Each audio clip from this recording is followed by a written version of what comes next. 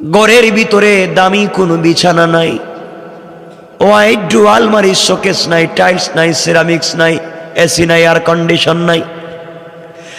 আমার ঘরে কিচ্ছু নাই, কিন্তু আমার ঘরটা আপনার প্রতি ভালোবাসায় ভরা। আমার আর কিছুই লাগবে না, দুনিয়ার জমিন থেকে না খেয়ে মরে যেতে চাই, কিন্তু কিয়ামতের দিনে আমি যেন আমার স্বামী তোমাকে না হারাইয়া যায়। কেমন ভালোবাসা ছিল পরিবারে, খাবার নাই, দামি কোনো জিনিস নাই, দিন থাকলে কেমন ভালোবাসা তৈরি হয়ে যায়। বন্ধুগণ, আলী বলছেন, ফাতেমা আমার কাছে কিছু খেজুর আছে, বিক্রি করে তোমার জন্য আজকে কি আনবো বলো, জীবনে একটা কাপড় চাইলে না। ফাতেমা বললেন, স্বামীর